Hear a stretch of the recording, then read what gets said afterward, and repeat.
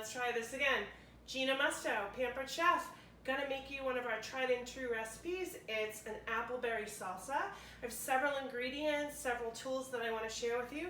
Let's get started. First tool I have is the pizza stone. They call it the pizza stone, but it can do so much more than that. You can make bread on it, cookies, rolls, whatever.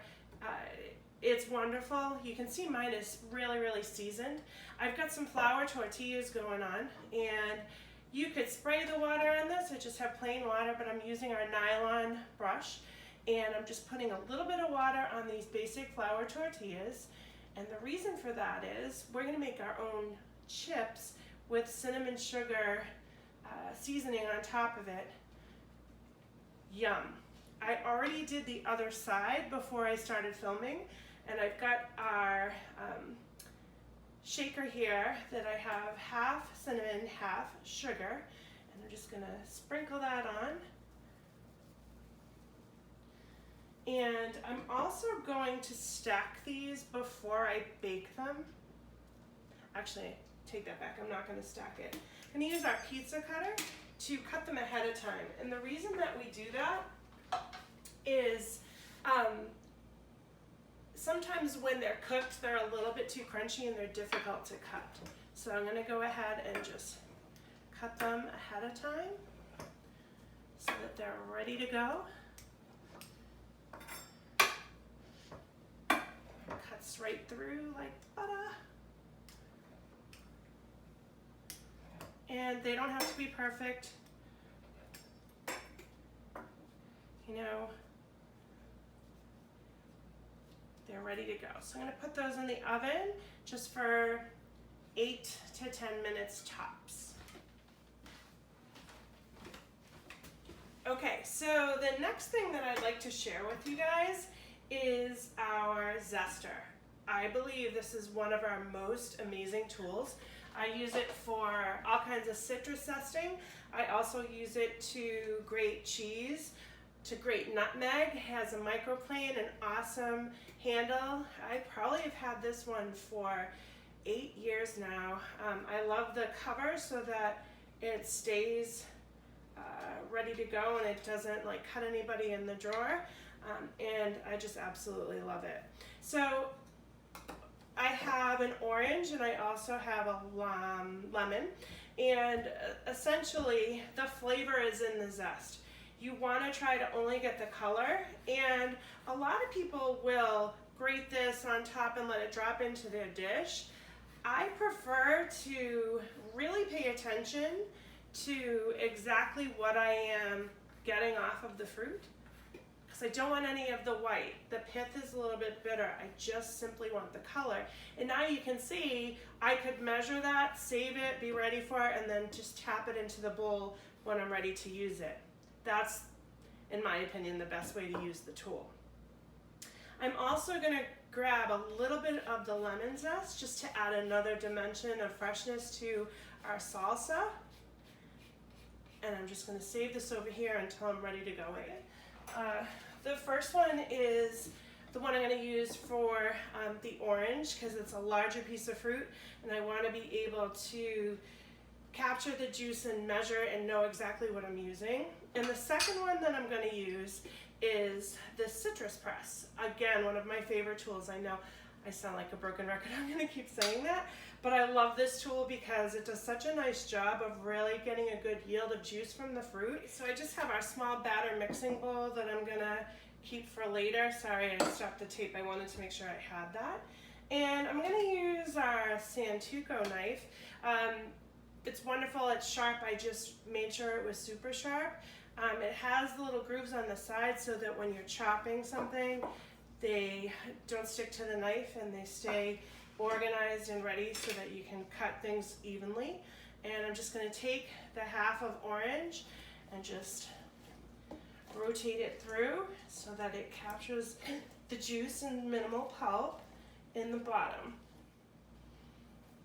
This smells so good. You know, summertime is wonderful. There's so many fresh ingredients, and even if you're not a super cook and you would prefer to just order takeout, you have to admit that once you get yourself in the kitchen and put a little bit of effort in, it's well worth every minute. Okay, so now I've got all the juice on the bottom and all the pulp has stayed on the top. Now if I want the pulp, I can go ahead and add it into my recipe, but I get to make a choice and I don't have to run the risk of buying pre-made orange juice that has added sugar and other preservatives and stuff that's just simply not good for you.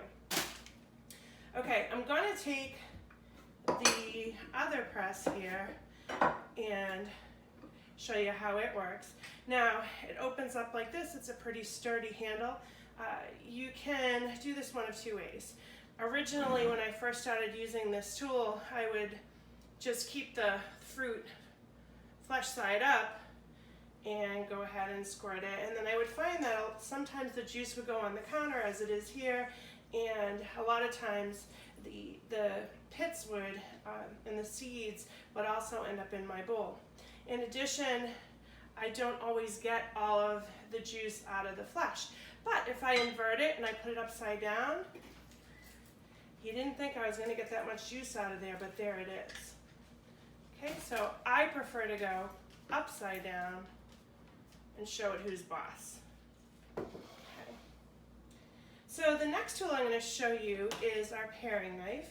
It has a cover, which I really like. Oop, there are my chips. Please hold. False alarm. They're going to need a little bit more time. So I'm going to go ahead and prepare a kiwi fruit. Now I know people that eat the skin. I'm sure it's edible, but I'm not going to eat the skin today. So I'm going to cut off both sides so I have a flat surface, and then I'm just going to ever so carefully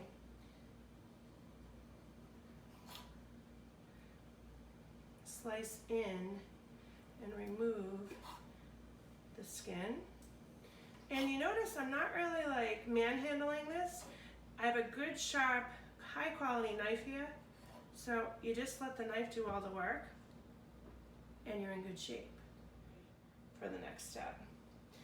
I've got an apple. It's a, I took the sticker off when I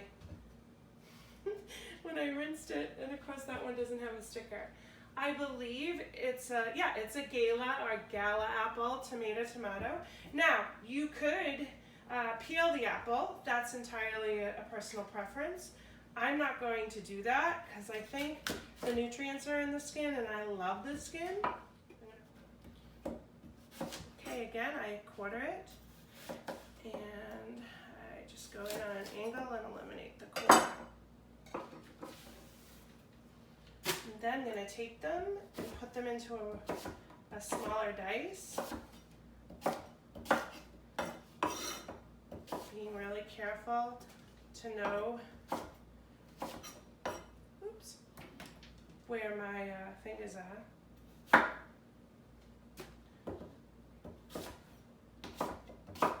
Perfect. Then I'm going to use my other favorite tool that I'm using in this. It is the manual food processor. You don't need a plug because all you need are your biceps and a little bit of effort. The cover is not dishwasher safe. You want to rinse this and clean it. The rest of it is dishwasher safe. I would tell you, I just replaced the blade because it had a little bit of rust on it, and that's entirely my fault because I would put it into the dishwasher. So I would not recommend putting it into the dishwasher. It has, I believe, a 3.5 cup capacity, and essentially you put the blade in position, you put the food product in that you want to dice, and then you line this up to the blade, and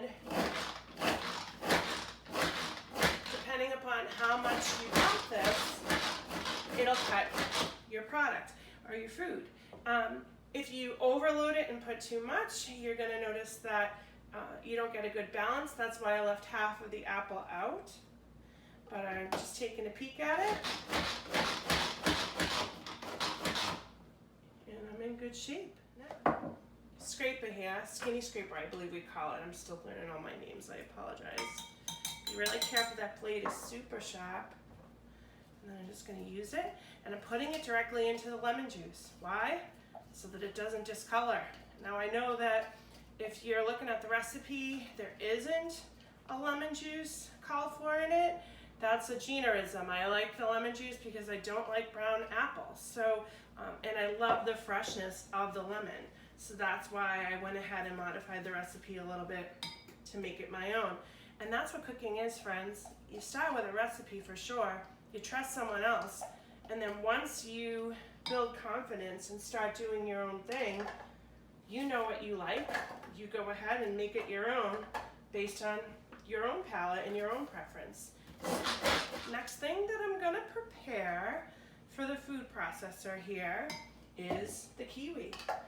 Notice I did them separately. They're different textures, and I didn't want to overwork the kiwi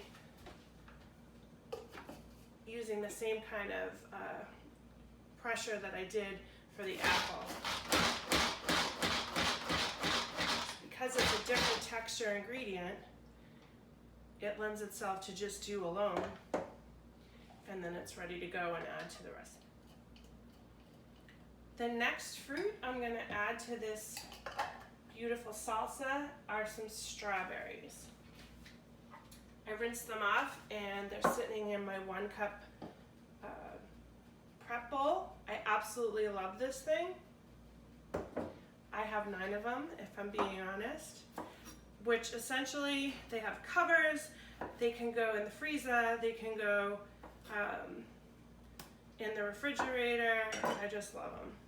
So I'm gonna process the strawberries and get those ready for the food processor too.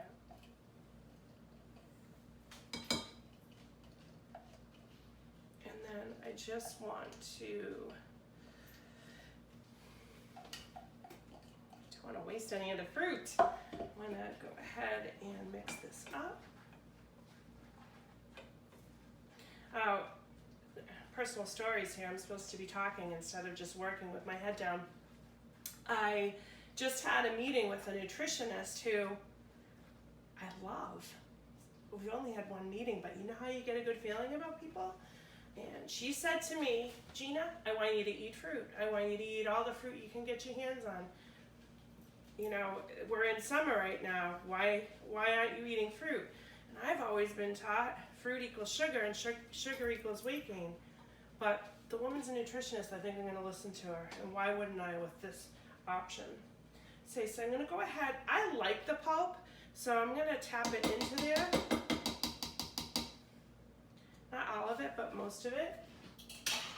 And then I'm going to add about half of this orange juice because I can always add more. Are these chips ready?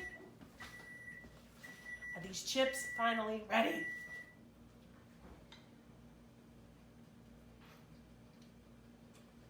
And the last ingredient I'm going to throw in is that zest that I forgot about from earlier. And again, it's just sitting there waiting for me. I didn't measure it because I know I want all of it, but it's relatively clean. And then I can just stir that into the mix to get that fresh finish of the orange zest. It's awesome. Okay, here we go. Now I have to taste it. Fresh chip.